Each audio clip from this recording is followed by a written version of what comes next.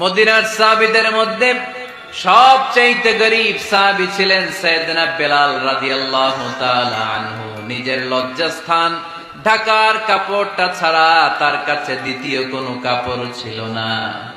সকালে যদি খাবার পেত, দুপুরে খাবার ছিল না, দুপুরে পেলে রাতের জন্য ছিল না, আজকে খাবার থাকলে কালকে নেই।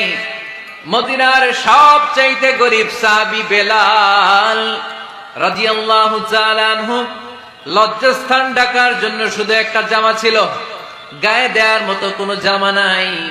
এই সাহাবীর মতো গরীব কোন সাহাবী মদিনার জমিনে নাই।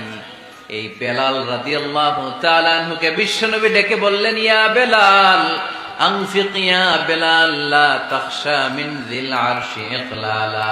ও বেলাল, আল্লাহর রাস্তায় দান করো, কারণ আমার আল্লাহর ধন ভান্ডারের কমতি নাই।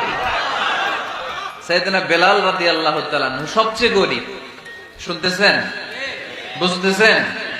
সবচেয়ে গরীব। ডাউন পার্টটা ঢাকার মতো একটা গার্মেন্ট ছিল, একটা কাপড়, এটা পেঁচায় আসতো, নামাজ পড়তো। গায়ে রাখার মতো কোনো জামা নাই, আর খাবার দাবার টাকা পয়সার বলতে নাই।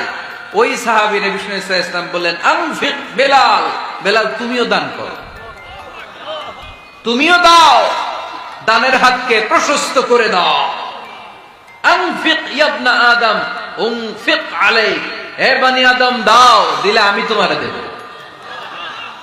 যারা দান করে বেশি তাদেরকে দেয় কে? দিলেই আসবে, না দিলে আসে না। আপনি দেন, দেখবেন আসতে শুরু করছে। এটাই সিস্টেম। দিলে কমে না, না দিলে কমে। সুবহানাল্লাহ পড়ে।